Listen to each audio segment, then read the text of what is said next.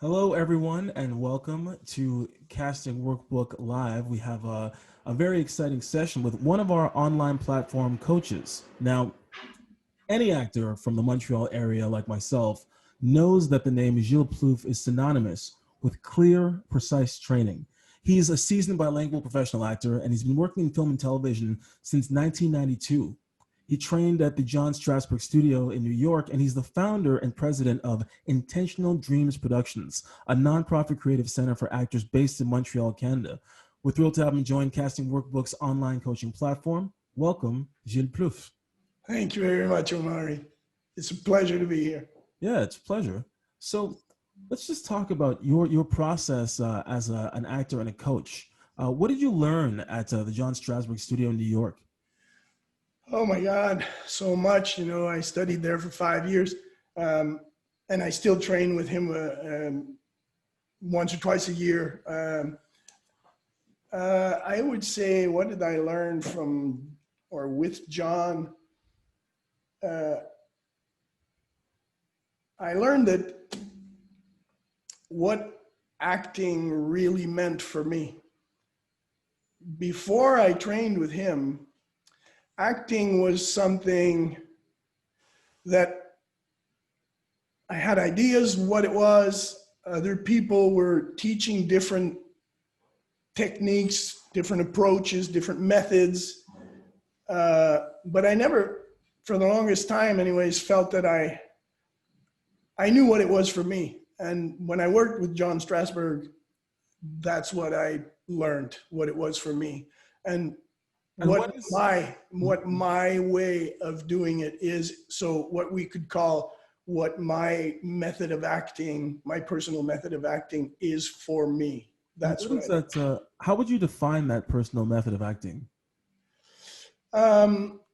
It's it starts by reading, getting to know your script, studying your script, analyzing your script, establishing clearly what, all of the elements that are important in the script and the character's personality. And from that point on, it's about me doing what I want, the way I want to do it, and doing whatever I need to do in terms of preparation, research, whatever I feel I need to do, which is personal to me. Mm-hmm. It's different for every actor, and it's also different for every actor, for every character. And then I do it the way I want to do it for myself. That's my personal method of acting. So when an actor goes to work with you, and you have a very loyal following, I know that you started coaching people online a little bit before the wave of other people, because people who moved to Toronto and Quebec City and Vancouver, they were so loyal to you, and they believed in what you were doing so much. What is it that you teach actors that you think resonates with them so much and connects with them so much? I think I teach them to find the same thing I found. I teach them to find within themselves the actor that they are and the actor that they want to be, and to work in a very personal way. That acting is a personal form of expression, and that we all have our own unique way of expressing ourselves, and we need to honor that in ourselves. That's what makes us different from every other actor. That's what can make us even remarkable compared to any other actors, because there's a lot of good actors out there. And talk a bit about the benefits for an actor and as a coach with working in the online format. Oh, it's been a wonderful, wonderful discovery. And of course, technology has been a gift, and it has brought this to us, this possibility.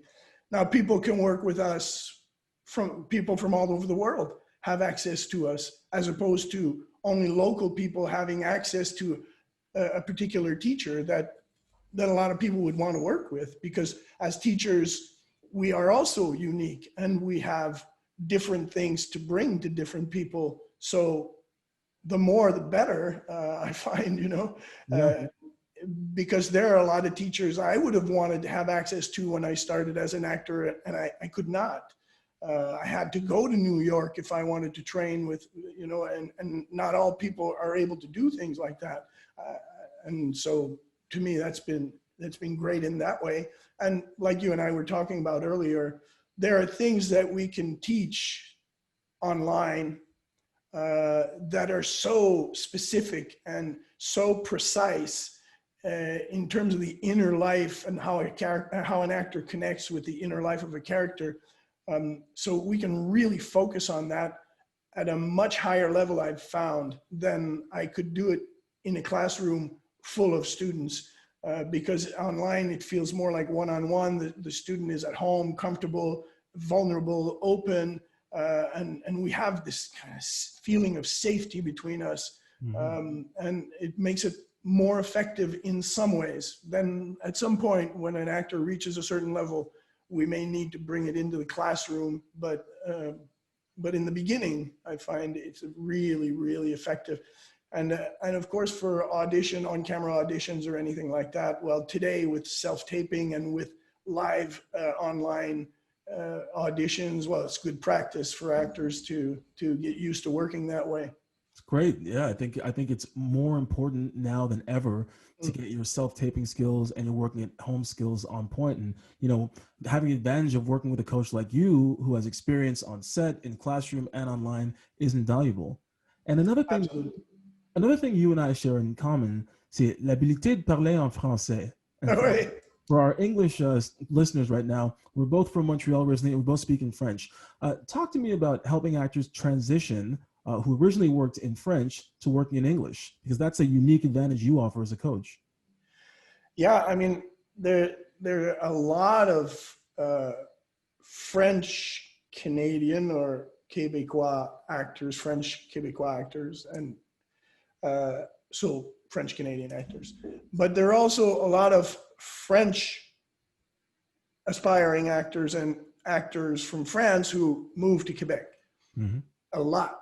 For those who don't know, Quebec, Montreal has a thriving and booming local film industry. And we're talking world class. People like Denis Arcand get nominated and win Oscars with a fair degree of consistency. So yes, high level work happening in Montreal.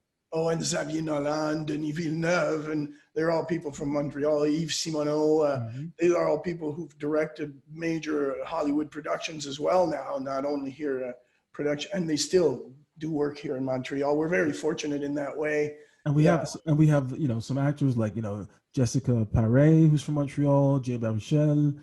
There's a number of francophone actors from Montreal who've had large careers as well. So yeah.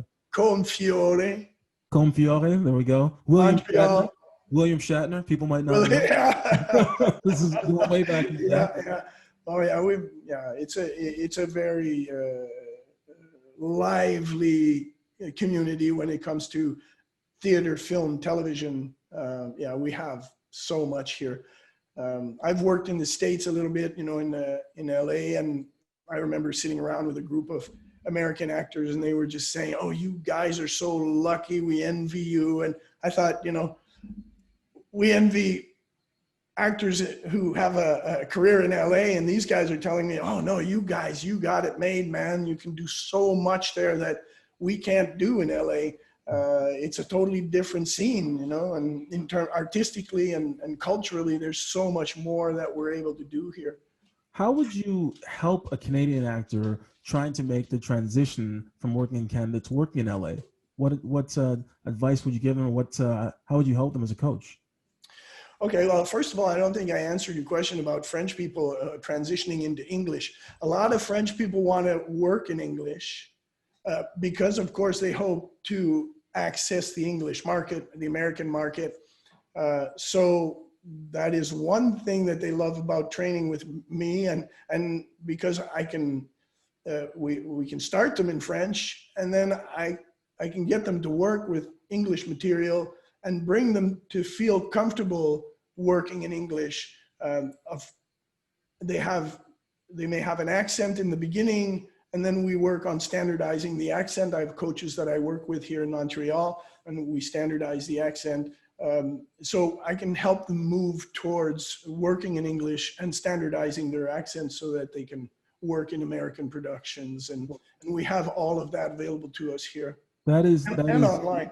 that is a huge benefit. I know, I teach part-time at the Vancouver Film School, and there's a lot of international students, and mastering that American accent is a priority for all of them. Yeah. Of course, there's great example of actors, like Benicio, not Benicio del Toro, but there's people like Selma Hayek, for example, who have had great careers with their native accent. But it is important to master that American accent if you want to work in LA or if you want to work in Vancouver. So that's a very valuable thing that you're offering. Yeah, especially all of the American productions that come here to Montreal or Toronto are, if we can't do the standardized American accent, we'll never get a role because the characters are American. Sure. So, well, which they're not going to change the character, especially in the smaller roles, because oftentimes we're playing the smaller roles. We're not playing the lead or main supporting roles. So we're maybe playing a principal role or This connects nicely to the second question that I asked you. What advice would you give to actors who aspire to make the jump from working in Canada to going down to New York or LA? I have a lot of my students who are in New York and LA right now, or ex-students. They're making a go of it. If you have a dream, I'm certainly not going to stand in the way of you pursuing your dream. And there are people, we know of people who have made the move and been successful. So, I say, go for your dreams and don't let anyone or anything stop you from going all the way, pursuing your dreams and going all the way. That's all I have to say about it. Yeah.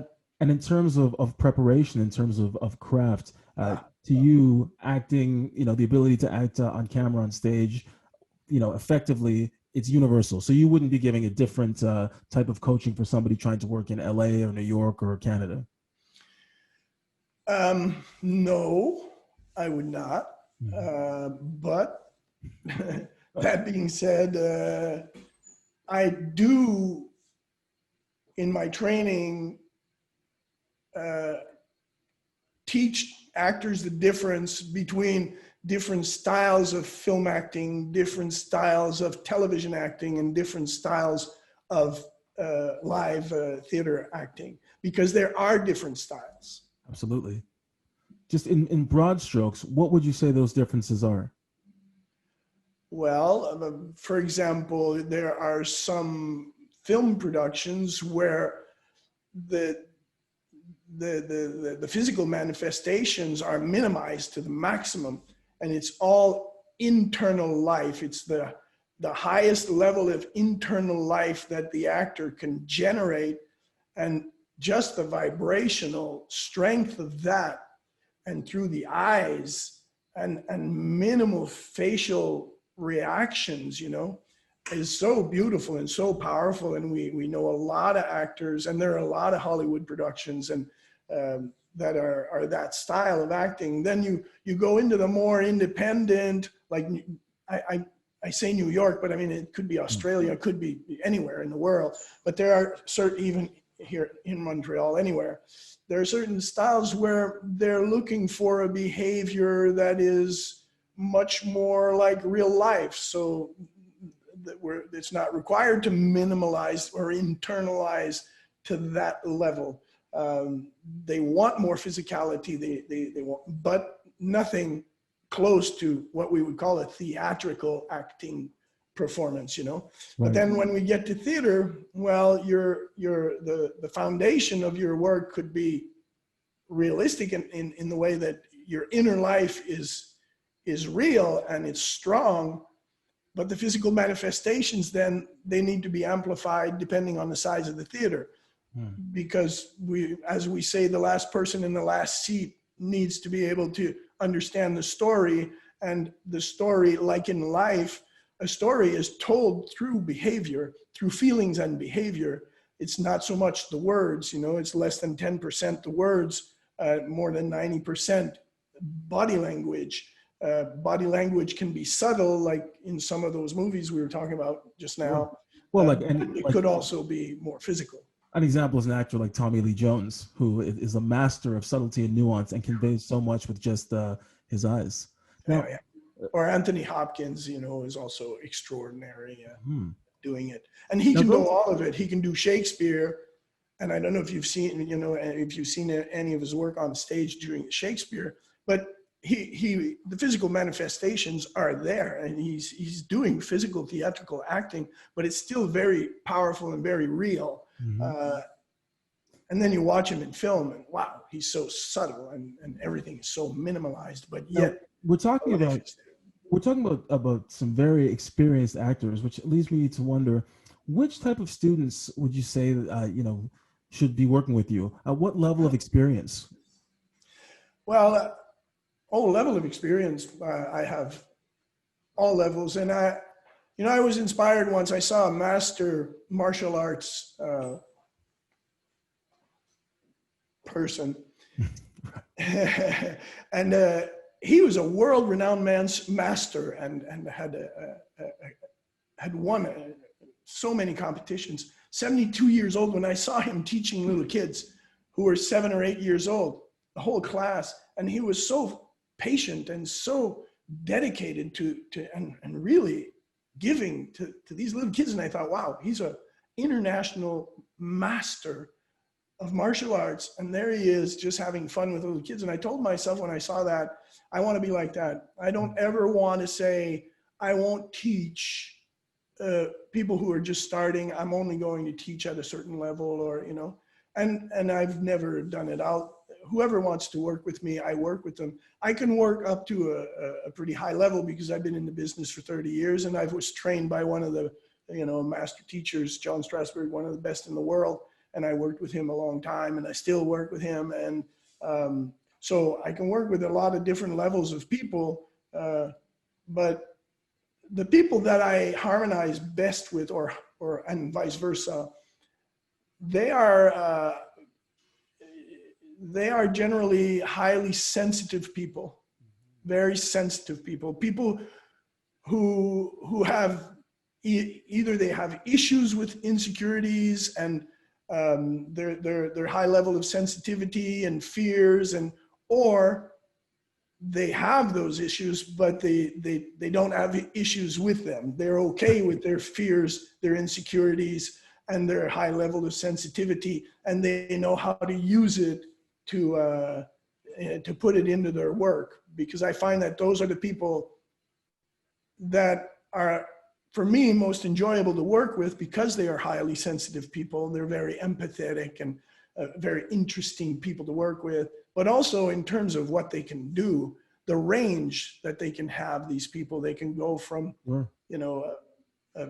all kinds of different characters, from tough to the very sensitive guy who's dealing with a heartbreak. Or well, I think that's a beautiful place to end it.